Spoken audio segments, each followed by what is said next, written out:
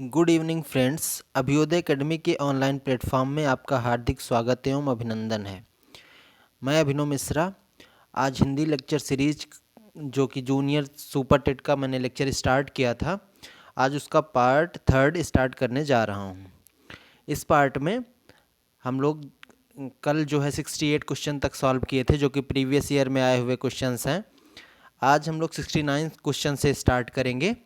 तो आज का जो 69 क्वेश्चन है वो है, जो हो मैंने आप कई बेर परिश्रम किया कि खड़ी बोली में कुछ कविता बनाऊं, पर वह मेरे चिंता अनुसार नहीं।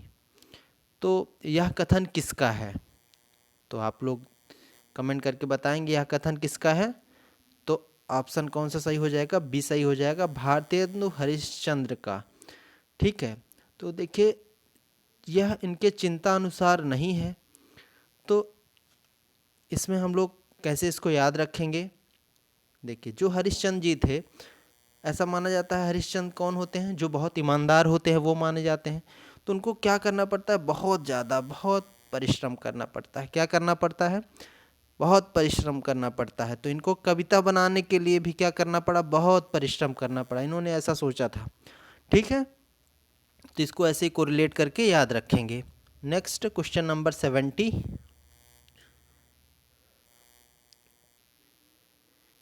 यह आँख बड़ी बला है, इसका आना जाना उठना बैठना सब बुरा है। यह कथन लिखा है, तो यह कथन कौन लिखा है? बालकृष्ण भट्ट जी। कौन लिखा है? बालकृष्ण भट्ट जी ने इस कथन को लिखा है। तो देखिए इसको कैसे याद रखेंगे? बला से बाल याद रखेंगे।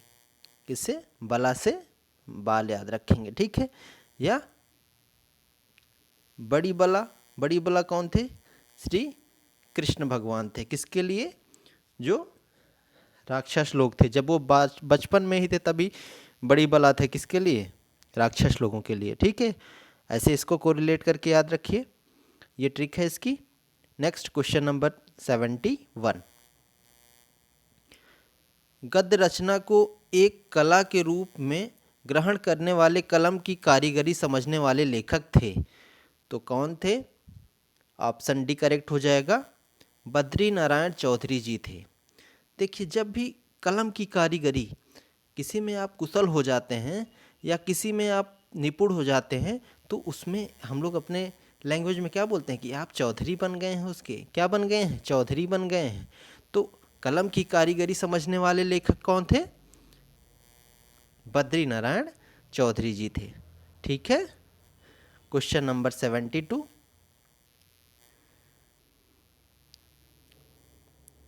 वे पूर्वीपन की परवाह न करके अपने बैसवारे की ग्राम कहावतें और शब्द भी बेधड़क रख दिया करते थे। शुक्ल जी की इन पंक्तियों का संबंध किससे है? तो शुक्ल जी के इन पंक्तियों का संबंध किससे है? प्रताप नारायण मिश्र जी से है। किससे है? ऑप्शन डी करेक्ट हो जाएगा। यहाँ पे प्रताप नारायण मिश्र जी है। देखिए, प्रताप मतलब जिसको सुन के लोग डर जाएं, ऐसा प्रताप। तो उन जब उनकी इतना बड़ा प्रताप होगा तो क्या होगा कि बेधड़क होंगे। वो क्या होंगे? बेधड़क होंगे। तो बेधड़क से रिलेट करके इसको याद रखेंगे कि प्रताप नारायण मिश्र जी ने इसको कहा था। नेक्स्ट क्वेश्चन नंबर 73 क्या है? प्रेम की पीर, प्रेम की पीर ही को लेकर इनकी वाणी का प्रादुर्भाव हुआ। आलोचक रामचंद्र शुक्ल का यह कथन रीतिकाल के किस कवि के संदर्भ में है? तो यह किसके संबंध में है? आप लोग कमेंट करके बताएंगे। जब भी प्रेम की बात आएगी, जब भी प्रेम की बात ज़्यादातर आएगी, किसमें? रीतिकाल में, तो वो घनानंद जी होंगे। कौन होंगे? घनानंद जी। देखिए, प्रेम में क्या होता है? आनंद होता है। प्रेम में क्या होता है? आनंद होता है। ठीक है, ऐसे याद रखेंगे। प्रेम की पीर, तो प्रेम की पीर किसके लिए बोला? रामचंद्र शुक्ल जी ने घनानंद के लिए। ठीक है, नेक्स्ट क्वेश्चन नंबर 74।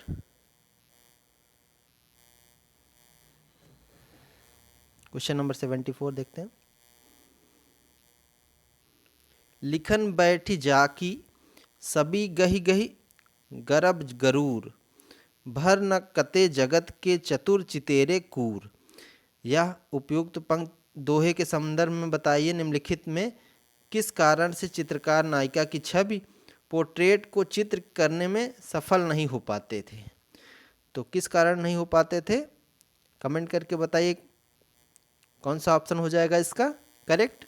तो ऑप्शन हो जाएगा बी करेक्ट हो जाएगा। क्या है कि जो चित्र बनाकर जब मिलाया तब तक रूप नए स्वरूप में बदल गया। ऐसा ही कुछ उसमें कहा गया है दोहे में, उसका समझते हैं। लिखन बैठी जाकी सब गही गही गरब गरूर, भर न कते जगत के चतुर चितेरे कूर। मतलब जब बना लिया उन्होंने तो वो क्या एक नया स्वरूप ले लिया, ठीक है। तो जो सोचा था वो नहीं, दूसरा उसका स्वरूप ही क्या हो जाता था, बदल जाता था। इसका यही आशय है। क्वेश्चन नंबर 75 पे आते हैं हम लोग।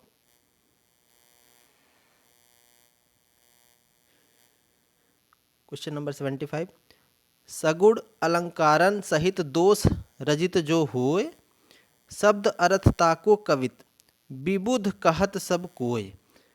काव्य विषयक यह परिभाषा इनमें से किस आचार्य कवि की है।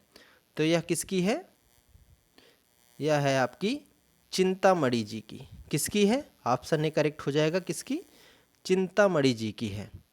ओके, तो आप लोग इसको ऐसे ही याद रखेंगे। देखिए, अलंकारन सहित, सगुण और अलंकारन, जब आपके अंदर अलंकारन, अलंकारन का मतलब क्या होता है कि अगर आपके अंदर कोई मतलब निर्गुण नहीं है, सब गुण ही गुण है, सगुण ही है, सब आपके अंदर कोई दुर्गुण नहीं है, तो फिर चिंता करने की कोई ज़रूरत नहीं है। वो क्या है, एक तरह से मणि के समान है। वो क्या है, मणि के समान है। इसको ऐसे ही कोरिलेट करके याद रखेंगे। क्वेश्चन नंबर 76 पे आते हैं। क्या है, ऋतुवर्णन तो इनके ऐसा और किसी श्रृंगारी कवि ने नहीं किया है। आचार्य रामचंद्र शुक्ल का यह कथन किस कवि के लिए है। तो किस कवि के लिए है, यह ऑप्शन सी करेक्ट हो जाएगा, सेनापति जी के लिए है। किसके लिए, सेनापति जी के लिए। ऐसे ही इसको याद रखेंगे, जब कोई राजा कहीं युद्ध लड़ने जाता है तो जहाँ युद्ध लड़ने उसको जाना है, उसके ऋतु का वर्णन कौन करता है, सेनापति करते हैं उनके। कौन करता है, सेनापति करते हैं। तो सेनापति जी हैं, ठीक है। Next question number 77। आप लोग को जो भी नहीं समझ में आए कमेंट करके पूछते रहें और ट्रिक से याद करते रहें। आप उसके बाद क्वेश्चन का प्रैक्टिस एक बार स्वयं करें, फिर देखें आप लोग खुद ही अपने आप ही कुछ ट्रिक याद हो जाएगी और खुद ही आप लोग क्वेश्चन का आंसर दे पाएंगे।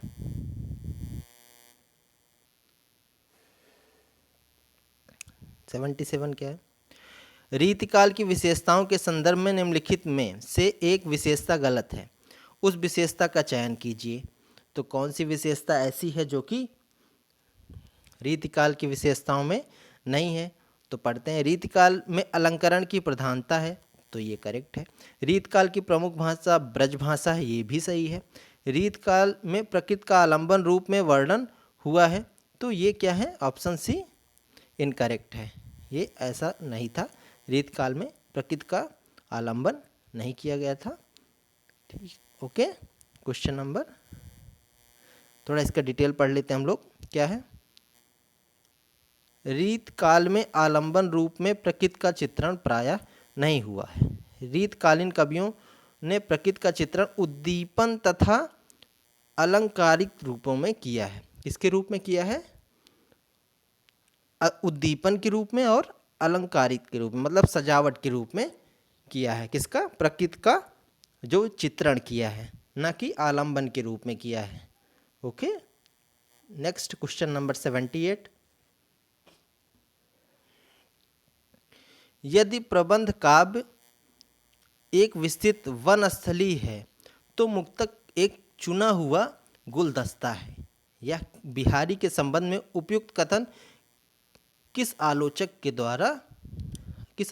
का है।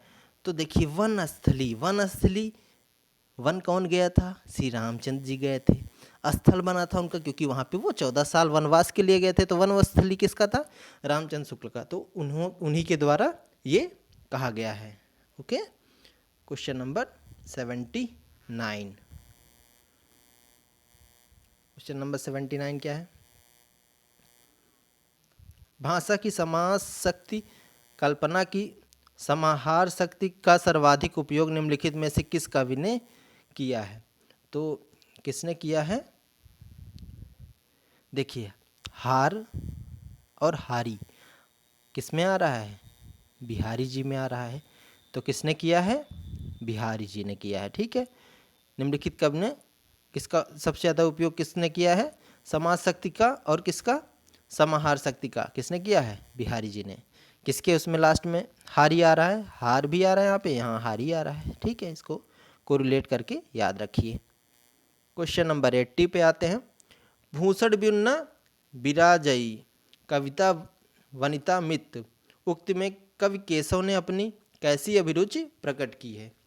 तो जहाँ भी भूषण वगैरह ये आ गया, मतलब एक तरह से ऐसे याद रखेंगे कि आभूषण की बात कर रहा है। किसकी? आभूषण की बात कर रहा है। तो आभूषण की बात करेगा तो वो एक तरह से अलंकार हो जाएगा, सजावट के लिए बात करेगा। ओके, ऐसे इसको कोरिलेट करके आप लोग याद रखिए। चलिए क्वेश्चन नंबर 81 पे आते हैं। ये सारे क्वेश्चन कहीं ना कहीं पूछे गए हैं, आप लोग देख सकते हैं। जैसे ये वाला हम लोग जो क्वेश्चन करने जा रहे हैं, ये राजस्थान कॉलेज लेक्चरर में पूछा गया 2014 में। तो ऐसे ही क्वेश्चन जूनियर सुपर टेट में भी पूछे जाएंगे। इससे अतिरिक्त कोई क्वेश्चन बाहर से नहीं आएगा। ओके, तो आप लोग अच्छे से प्रैक्टिस करते रहें। बाकी पेपर पे डिपेंड करेगा किस तरह का पेपर, लेकिन जो स्तर है जूनियर स्तर, वो इससे ऊपर कहीं जाने वाला नहीं, क्योंकि इसमें आपका जो है पीजीटी टीजीटी तक पूरा लेवल आप लोग को पढ़ाया जाएगा, तो उससे ऊपर कुछ आने वाला है नहीं। सारे क्वेश्चंस प्रैक्टिस करते रहें, उसके बाद साथ ही साथ सारी रचनाएं याद करते रहें, उसके बाद व्याकरण तो पढ़ते ही रहें। Next question number 81। इनका सा अर्थ सौष्ठव और नवोन्मेष बिरले ही कवियों में मिलता है। रीतकाल के कवियों में ये बड़े ही प्रागल्भ और प्रतिभा संपन्न कवि थे। शुक्ल जी का उक्त कथन किसके संबंध में है? तो ये सब किसके संबंध में कहा गया है? देव, कवि देव के बारे में कहा गया है। तो इतना सारा विशेषता, अर्थ, सौष्ठव, नवोन्मेष, ये सब प्रगल्भ, प्रतिभा संपन्न, ये सब किसके बारे में कहा सकता है? देव के बारे में कहा सकता है, हमारे अपने ईश्वर के बारे में कहा जा सकता है। तो इसको ऐसे ही को रिलेट करके याद रखेंगे। ओके, क्वेश्चन नंबर 82 पे आते हैं। प्रेम मार्ग का ऐसा प्रवीण और धीर पथिक तथा जबादानी ऐसा दावा रखने वाला ब्रज भाषा का दूसरा कवि नहीं हुआ। आचार्य रामचंद्र शुक्ल का उक्त कथन किस रीतकालीन कवि के विषय में है? तो किसके बारे में है? ये देखिए, प्रेम आ गया। प्रेम मार्ग किसके लिए? अभी मैंने बताया था, घनानंद जी के लिए। ओके, किसके लिए? प्रेम में क्या है? आनंद है, तो घनानंद जी हो जाएंगे। ओके, अब आते हैं क्वेश्चन नंबर 83 पे।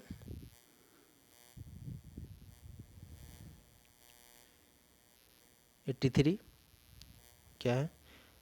जग की कविताई के धोखे रहे, हया प्रबीनन की मति जात जकी। किसकी पंक्तियां हैं ये? जग की कविताई के धोखे रहे, हया प्रबीनन की मति जात जकी। यह पंक्ति किसकी है? तो यह पंक्ति है आपकी ब्रजनाथ जी की। किसकी पंक्ति है ये?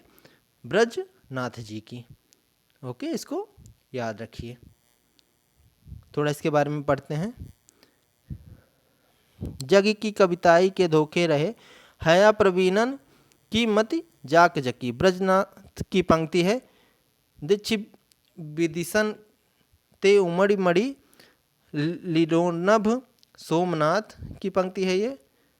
ओके, और नेक्स्ट क्वेश्चन नंबर आगे हम लोग आते हैं 84 पे। देखिए पंक्तियाँ बहुत पूछी गई हैं, पंक्तियों के साथ साथ और सारे भी, तो कुछ पंक्तियाँ भी सुपर टेट में पूछे जाएंगे, तो पंक्तियाँ हम लोग याद रखेंगे कि कौन सी पंक्ति किसकी इम्पोर्टेंट है। इनकी सी विशुद्ध सरस और शक्तिशालिनी ब्रज भाषा लिखने में और कोई कवि समर्थ नहीं हुआ, विशुद्धता के साथ प्रौढ़ता और माधुर्य भी अपूर्व हुआ। ये वियोग श्रृंगार के प्रधान मुक्तक कवि हैं। आचार्य रामचंद्र शुक्ल उक्त कथन किस कवि के विषय में बोलते हैं? तो देखिए जहाँ भी वियोग प्रेम ये सब आया तो वो किसके लिए था? घनानंद जी के लिए था। किसके लिए था? ऑप्शन सी करेक्ट हो जाएगा, घनानंद के लिए। अब आते हैं क्वेश्चन नंबर 85 पे। ओके 85 क्या है? इनमें से महाकवि बिहारी और उनकी सतसई से संबंधित कौन सा कथन सही नहीं है? तो कौन सा कथन सही नहीं है ये पढ़ते हैं हम लोग। प्रकृति का आलंबन रूप में चित्रण उनकी बहुत बड़ी विशेषता थी, जबकि उनकी विशेषता ये नहीं थी। किसकी? आप सतसई की विशेषता पढ़ें, उसमें हम लोग जानते हैं ऑप्शन यहाँ पे करेक्ट हो जाएगा। ये विशेषता नहीं थी किसकी? सतसई की। इसके बारे में थोड़ा हम लोग डिटेल पढ़ते हैं क्या क्या विशेषता हैं। तो सबसे पहली विशेषता क्या है? बिहारी की एकमात्र रचना बिहारी सतसई दोहा छंद में रचित है। किस में रचित है ये? दोहा छंद में। भाषा पर निश्चितता साहित्यिक ब्रज भाषा है। किस भाषा में लिखी गई है ये ब्रज भाषा में लिखी गई है। बिहार सतसई में लोक ज्ञान, काव्य ज्ञान, शास्त्र ज्ञान तीनों का अद्भुत समन्वय देखने को मिलता है। बिहारी लाल अनुभवों के चित्रण में सिद्ध हस्त थे। और फोर्थ ऑप्शन क्या है? बिहारी जो फोर्थ इसका गुण हम लोग पढ़ रहे थे उसके बारे में पढ़ रहे थे। किसके? जो सतसई था, बिहारी सतसई के बारे में उसकी विशेषता पढ़ रहे थे। तो फोर्थ वाला क्या है? बिहारी सतसई प्रबंध काव्य है कि एक विस्तृत वनस्थली है, तो मुक्तक एक चुना हुआ गुलदस्ता है। ओके, तो ये इसकी क्या है? विशेषताएं हैं, हम लोग याद रखेंगे इसको। उसके बाद आता है क्वेश्चन नंबर 86 क्या है? यह निसंकोच कहा जा सकता है कि भाषा पर जैसा अचूक अधिकार इनका था वैसा किसी और कवि का नहीं था। रामचंद्र शुक्ल का यह कथन किसके लिए है? तो यह कथन आप लोग पता है किसके लिए है? घनानंद जी के लिए। Okay, next question number 87। ये हिंदी के प्रधान आचार्यों में माने जाते हैं और इनका भाषा भूषण अलंकार ग्रंथ का एक बहुत ही प्रचलित पाठ्यक्रम रहा है। तो रामचंद्र शुक्ल का यह किसके विषय में कहा गया है? तो आप लोग बताएंगे, कमेंट करके देखिए। यह किसके लिए है? महाराज जसवंत जी के लिए कहा गया है। किसके लिए कहा गया है? महाराज जसवंत जी। ऑप्शन सी करेक्ट हो जाएगा। आभूषण कौन पहनता है? आभूषण कौन पहनता है? तो महाराज लोग क्या पहनते हैं? आभूषण। इसको ऐसे ही टिक से कोरिलेट करके याद रखेंगे। ओके, अब नेक्स्ट क्वेश्चन नंबर 88 पे आते हैं हम लोग। Question number 88। सूरदास ने अपनी किस कृत के अंत के पद में अपनी वंश परंपरा का परिचय दिया है? तो किसके अंत में दिया है? उन्होंने साहित्य लहरी में दिया है। किस में दिया है? साहित्य लहरी में। देखिए जब आप वंश को रिलेट कैसे करेंगे? डंस से। किससे याद करेंगे? डंस से।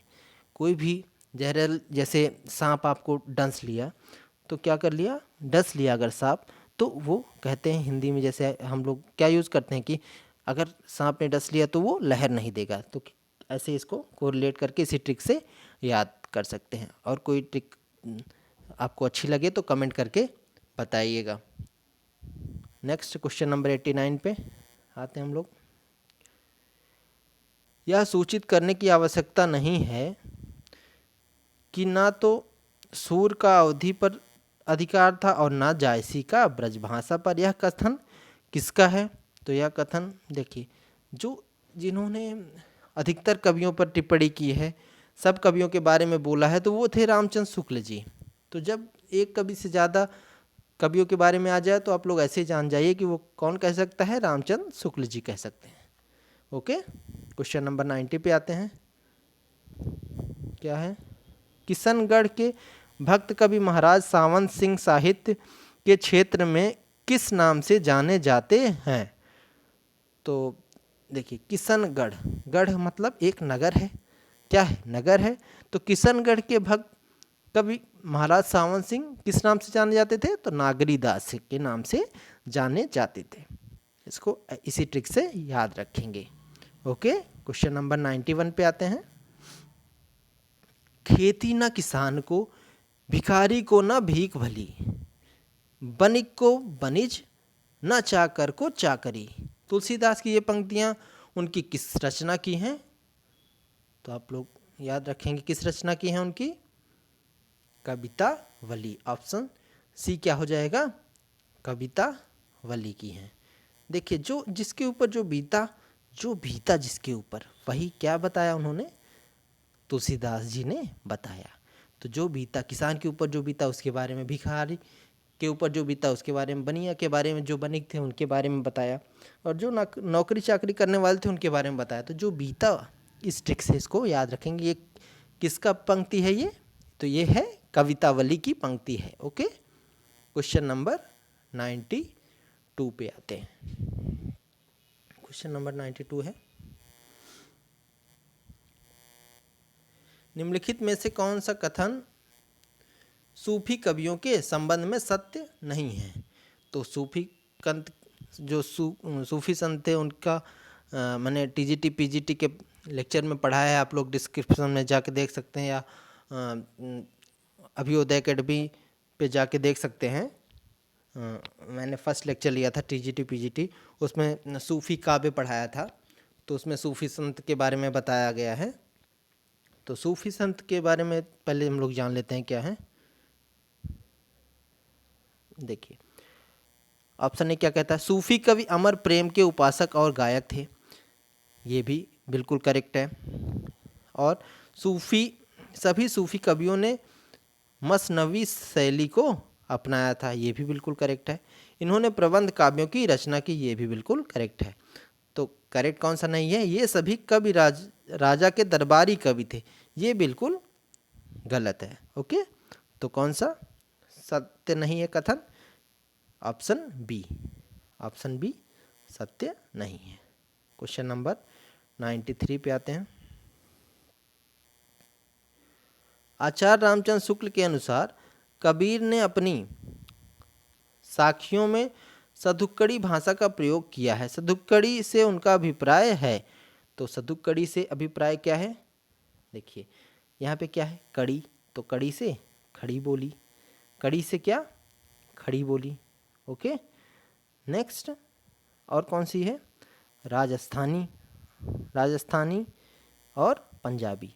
कौन कौन सी मिल गई आपको? 3 भाषाएं, एक तो पंजाबी, एक खड़ी बोली और एक राजस्थानी। ये तीनों इसी तीनों को मिलाकर जो भाषा है उसको सदुक्कड़ी भाषा कहा जाता है। ठीक है, नेक्स्ट क्वेश्चन नंबर 94। तात्विक दृष्टि से ना तो हम इन्हें कबीर को पूरे अद्वैतवादी कह सकते हैं और न एकेश्वरवादी। कबीर के संबंध में यह किसका विचार है? तो आप लोग कमेंट करके बताएंगे किसका विचार है। देखिए, रामचंद्र जी क्या थे? एक अद्वैतवादी, एक अद्वितीय क्या थे? पुरुष थे। क्या थे? एक अद्वितीय पुरुष थे।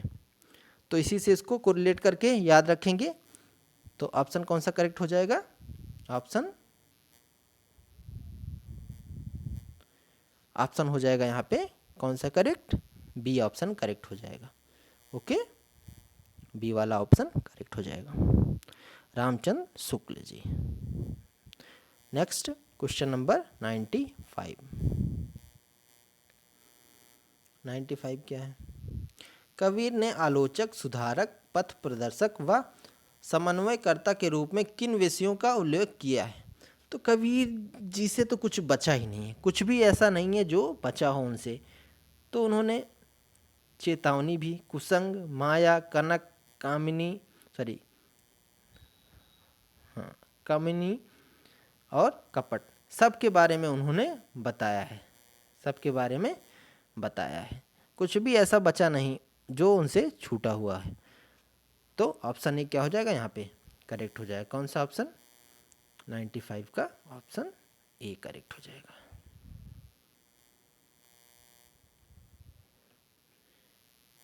यहाँ पे कामिनी है वो मिस प्रिंट दिया हुआ है। ओके, देखिए, कबीर ने आलोचक, सुधारक, पथ प्रदर्शक व समन्वयकर्ता के रूप में चेतावनी, कुसंग, माया, कनक, कामिनी, कपट आदि विषयों का उल्लेख किया है। ओके, क्वेश्चन नंबर 96 पे आते हैं हम लोग। दार्शनिक विचारधारा की दृष्टि से भेदवादी विचारधारा से संबंधित संत का नाम है। तो किस संत का नाम है, गुरु नानक जी। किस संत के नाम में है ये, गुरु नानक जी। ठीक है, आप लोग देखें, भेदवादी, अगर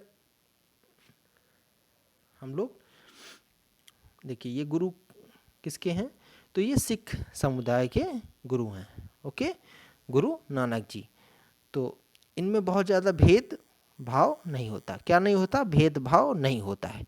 किसमें, सिख समुदाय में। ओके, तो इसको इसी से कोरिलेट करके याद रखेंगे कि जो गुरु नानक जी थे वो भेदभाव नहीं करते थे, बिल्कुल भेदभाव नहीं करते थे। क्वेश्चन नंबर 97 पे आते हैं। भाषा पर कबीर का जबरदस्त अधिकार था, ये वाणी के डिक्टेटर थे। उक्त कथन किस आलोचक का है। तो ये पहले भी मैंने आपको टीजीटी पीजीटी में पढ़ाया है। किसके, कौन कहा है ये, हजारी प्रसाद द्विवेदी जी। कौन कहा है, हजारी प्रसाद द्विवेदी जी ने। क्यों कहा है, क्योंकि ये बहुत सारी पंचमेल खिचड़ी भाषा आप सुने ही होंगे, ऐसे ही बहुत मतलब कई भाषाओं का यूज किए, तो हजारों भाषा का यूज किए ये, ऐसे याद रखेंगे इसको, हजारों भाषा का यूज किए, इसीलिए इनको क्या कहा हजारी प्रसाद द्विवेदी ने, वाणी का डिक्टेटर कहा। ओके, इसी से ट्रिक से इसको कोरिलेट करके याद। Question number 98। दशरथ सुत तिहु लोक बखाना, राम नाम को मरम न जाना। यह पंक्ति किसकी है, तो यह पंक्ति किसकी, कबीर दास जी की है। किसकी है यह पंक्ति, कबीर दास जी की है। तो देखिए, राम नाम की बात कर रहे हैं। राम जी क्या थे, वीर थे। क्या थे, वीर थे, और वो अपने दास की भी बातें सुनते थे। भले वीर पुरुष थे पर वो सबका राय लेते थे, अपने दास की भी बातें वो सुनते थे। ओके, तो ऐसे याद रखेंगे, दशरथ सुत त्यों लोक बखाना, राम नाम को मरम न जाना। तो किसने कहा, ये कबीर दास जी ने कहा है। इसी टिक से इसको याद रखेंगे। 98 का सी। तो आज का लेक्चर हमारा यहीं पर समाप्त होता है। नेक्स्ट लेक्चर में हम लोग इसके आगे का क्वेश्चन सॉल्व करेंगे, और उसके बाद जो फर्स्ट चैप्टर है वो लगभग ख़त्म हो जाएगा। फिर सेकंड चैप्टर हम लोग स्टार्ट करेंगे। और आप लोग इसको लाइक करें और सब्सक्राइब करें, शेयर करें, ताकि आपके फ्रेंड्स तक ये पहुँचे और आपके फ्रेंड्स को भी कुछ लाभ हो इससे। और आप लोग पढ़ाई करते रहें और साथ ही साथ ध्यान रखते रहें अपना भी, और बाहर ना जाएं। और नेक्स्ट जो है, अगर आप लोग पढ़ रहे हैं, लेक्चर देख रहे हैं, तो मैंने टीजीटी पीजीटी के भी लेक्चर्स स्टार्ट किए हैं। लगभग 5 लेक्चर्स हो गया उसमें। तो आप लोग को अगर हिंदी साहित्य पढ़ना है तो वहाँ से भी आप लोग याद ट्रिक से याद रख सकते हैं, जो कि प्रीवियस ईयर टीजीटी पीजीटी में पूछे गए हैं, वही क्वेश्चन मैं सॉल्व करवा रहा हूँ। बाहर के जो क्वेश्चन है वो सब नहीं ले रहा हूँ, प्रैक्टिस सेट नहीं ले रहा हूँ, क्योंकि जो प्रीवियस ईयर के क्वेश्चन हैं वो सबसे ज़्यादा महत्वपूर्ण होते हैं। किसी भी शिक्षक भर्ती में सबसे महत्वपूर्ण, या किसी भी एग्ज़ाम में सबसे महत्वपूर्ण यही होता है कि जो प्रीवियस ईयर के क्वेश्चन होते हैं वो सब बहुत ही ज़्यादा पूछे जाते हैं। तो मैं जितने भी क्वेश्चन प्रैक्टिस करवा रहा हूँ वो कहीं ना कहीं पूछा गया है। ऐसे ही कोई क्वेश्चन नहीं है जो कि पूछा नहीं गया है। आप लोग जितने भी क्वेश्चन है उसके नीचे देख सकते हैं, वो कहीं ना कहीं पूछा गया है। उसके अतिरिक्त मैंने कोई भी क्वेश्चन सॉल्व नहीं कराया है। तो जो भी लोग हैं वो सब जितने भी स्टूडेंट्स हैं वो सब उसको प्रैक्टिस करते रहें, क्योंकि क्वेश्चन यहीं से बनने हैं। जितने भी क्वेश्चन होते हैं आपने देखा होगा एग्ज़ाम्स में, वो पहले कहीं ना कहीं पूछे गए हुए होते हैं। तो सारे क्वेश्चन बहुत ही इंपॉर्टेंट हैं। आज का क्वेश्चन फिर आज का लेक्चर यहीं समाप्त करते हैं और फिर नेक्स्ट लेक्चर में मिलेंगे। जय हिंद। Thank you class.